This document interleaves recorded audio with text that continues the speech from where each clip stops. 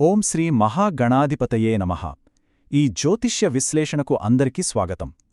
ఈరోజు మనం మీనటు నాడి పద్ధతిని ఉపయోగించి ఒక క్లిష్టమైన సంతాన సమస్యను ఎలా అంచనా వేశామో ఒక వాస్తవ జీవిత ఉదాహరణ ద్వారా తెలుసుకోబోతున్నాం. ఈ విశ్లేషణ పూర్తిగా మీననాడి అనే అద్భుతమైన పద్ధతి మీద ఆధారపడి ఉంటుంది. కాబట్టి ఈ దివ్య జ్ఞానాన్ని మనకందించిన మన గురు పరంపరకు ముందుగా కృతజ్ఞతలు తెలుపుకుందాం.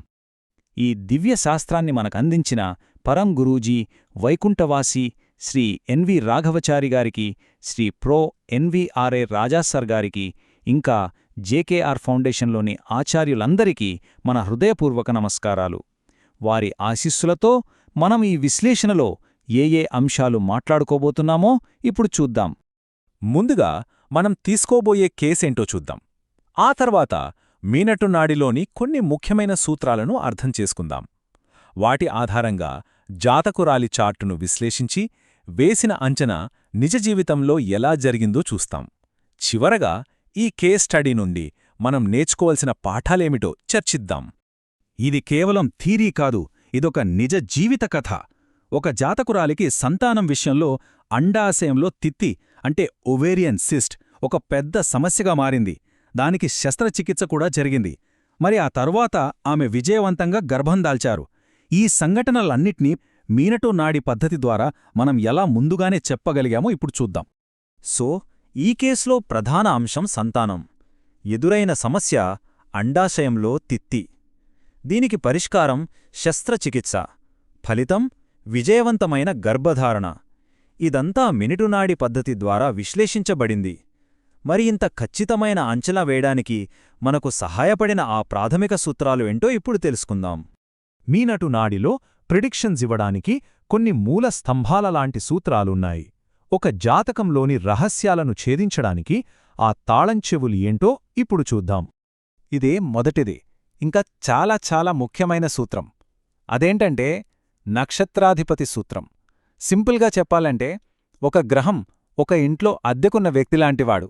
కాని ఆ ఇంటి యజమాని ఎవరంటే ఆ గ్రహమున్న నక్షత్రానికి అధిపతి. ఫైనల్ డెసిషన్ ఎప్పుడూ ఓనర్దే కదా. అలాగే ఇక్కడ కూడా నక్షత్రాధిపతే అసలు ఫలితాన్ని నిర్దేశిస్తాడు. ఇప్పుడు రెండో సూత్రం చూద్దాం. ఈ సూత్రం ప్రకారం రాహువు ఫలితాలను చూసేటప్పుడు శని కారకత్వాలను, కేతువు ఫలితాలను చూసేటప్పుడు కుజుడి కారకత్వాలను కూడా దృష్టిలో పెట్టుకోవాలి. ఇది మన అంచనాలకు మరింత స్పష్టతనిస్తుంది. సరే, ఇప్పుడు ఈ సూత్రాలను మనసులో ఉంచుకుని సంతానం కోసం ఏ భావాలను పరిశీలించాలో చూద్దాం. సంతానం గురించి తెలుసుకోవాలంటే మనం ప్రధానంగా చూడాల్సింది 5వ భావం, దాంతోపాటు కుటుంబ విస్తరణను సూచించే 2వ భావం, ఇంకా మన కోరికలు నెరవేరడాన్ని సూచించే 11వ భావాన్ని కూడా ఖచ్చితంగా పరిశీలించాలి. వీటన్నింటికీ సహజ కారకుడు గురువు, కాబట్టి గురువు స్థానాన్ని కూడా విశ్లేషించాలి. సరే, యోగముందని తెలిసిందే, కాని అది ఎప్పుడు జరుగుతుంది? ఆ టైమింగ్ చెప్పడానికి మనకు దశా భుక్తి అంతర అంటే డీబీఏ, అలాగే గ్రహాల గోచారం చాలా ముఖ్యం. ముఖ్యంగా గురువు శని గోచార స్థానాలు ఫలితం ఎప్పుడు వస్తుందో నిర్ధారిస్తాయి. సరే, ఇప్పుడు థియరీ గురించి చాలానే తెలుసుకున్నాం. ఈ జ్ఞానంతో మనం అసలు కేస్ స్టడీలోకి అంటే జాతకురాలి జన్మపట్టిక విశ్లేషణలోకి వెళ్ళిపోదాం. మనం ఇంతకు ముందు నేర్చుకున్న మీటు నాడీ సూత్రాలను ఇప్పుడు ఈ జాతకురాలి జన్మపట్టికకు అప్లై చేసి అసలు సంతానం ఇంకా ఆరోగ్య సమస్యలకు కారణాలేంటో విశ్లేషిద్దాం. ఈ జాతకురాలిది కన్యాలగ్నం. ఈ లగ్నానికి యోగకారకుడు శుక్రుడు. ఇది చాలా మంచి బలం. లగ్నాధిపతి బుధుడు, పంచమాధిపతి శని. వీళ్ళు స్నేహగ్రహాలు కావడం మరో ప్లస్ పాయింట్. అంతా బాగానే ఉంది కదా అనిపిస్తుంది కదా, కానీ అసలు కథ ఇక్కడే మొదలవుతుంది. సంతానాన్ని సూచించే ఆ 5వ అధిపతి అయిన శని ఎక్కడున్నాడో చూడండి. ఇక్కడే మన విశ్లేషణలో ఒక టర్నింగ్ పాయింట్ వస్తుంది. చూడండి, సంతానాన్నిచ్చే 5వ అధిపతి శని అష్టమ భావంలో, అంటే అడ్డంకులు, రహస్య అవయవాలను సూచించే ఇంట్లో ఉన్నాడు. ఇది మొదటి హెచ్చరిక. అంతేకాదు, శని కేవలం అష్టమంలో ఉండడమే కాకుండా రోగస్థానమైన 6వ ఇంట్లో ఉన్న కేతు నక్షత్రంలో ఉన్నాడు. ఈ కాంబినేషన్ మనకు చాలా స్పష్టంగా ఏం చెప్తోందంటే సంతానముంది, కాని అది న్యాచురల్గా కాదు. ఖచ్చితంగా ఏదో ఒక వైద్య సహాయం, ట్రీట్మెంట్ లేదా ఒక ఆపరేషన్ తర్వాతే సాధ్యమవుతుందని. మెడికల్ ఆస్ట్రాలజీ ప్రకారం ఒక స్త్రీ జాతకంలో 7వ భావం బాహ్య జననేంద్రియాలను, 8వ భావం ఇంకా శుక్రుడు గర్భాశయం అండాశయాల లాంటి అంతర్గత అవయవాలను సూచిస్తాయి.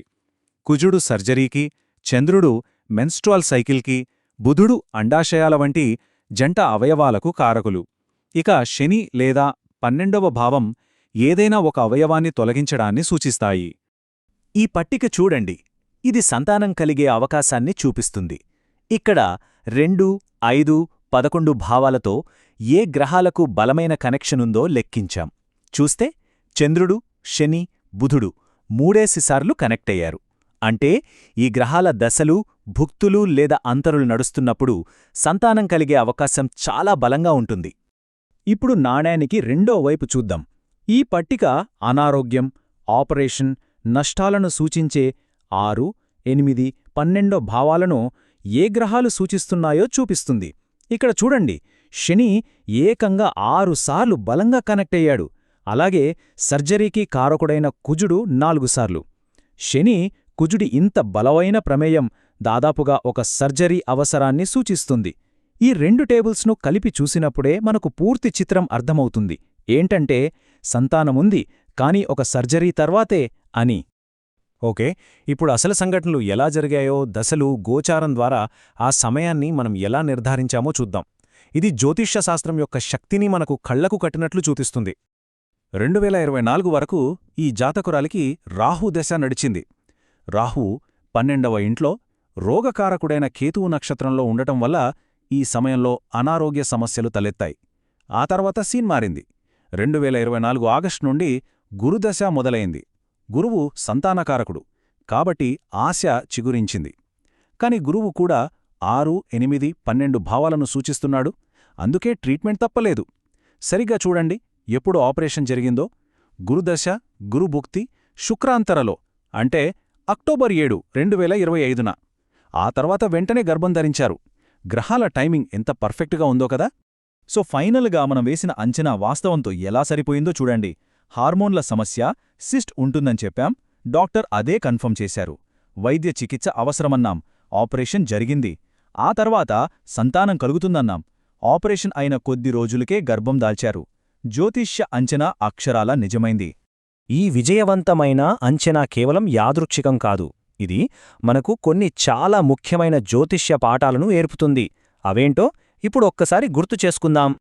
ఈ కేస్ స్టడీ కేవలం ఒక ప్రిడిక్షన్ సక్సెస్ అవ్వడం మాత్రమే కాదు. ఇది మీనటు నాడీ పద్ధతిలోని సూత్రాలు ఎంత శక్తివంతమైనవో మనకు రుజువు చూస్తుంది. మరి దీని నుండి మనం నేర్చుకోవాల్సిన కీలక పాఠాలేంటి? మనం గుర్తుంచుకోవాల్సిన 4 ముఖ్యమైన పాఠాలు ఇక్కడున్నాయి. 1. ఎల్లప్పుడూ నక్షత్రాధిపతికే ఫస్ట్ ప్రయారిటీ ఇవ్వాలి, రాశికి కాదు. 2. సంతానం కోసం 2, 5, 11 భావాలను సమగ్రంగా విశ్లేషించాలి. 3. మెడికల్ ఆస్ట్రాలజీ సూత్రాలను వాడితే నిర్దిష్ట ఆరోగ్య సమస్యలను కూడా గుర్తించొచ్చు. ఇక 4. ఈవెంట్ ఎప్పుడు జరుగుతుందో చెప్పడానికి దశ, భుక్తి, అంతరతో పాటు గోచారాన్ని ఎప్పుడు మర్చిపోకూడదు. ఈ విశ్లేషణను ఇంతటితో ముగిస్తున్నాం. ఈ దివ్య జ్ఞానాన్ని మనకు ప్రసాదించిన ఆ భగవంతుడికి మరియు మన గురు పరంపరకు నా హృదయపూర్వక నమస్కారాలు.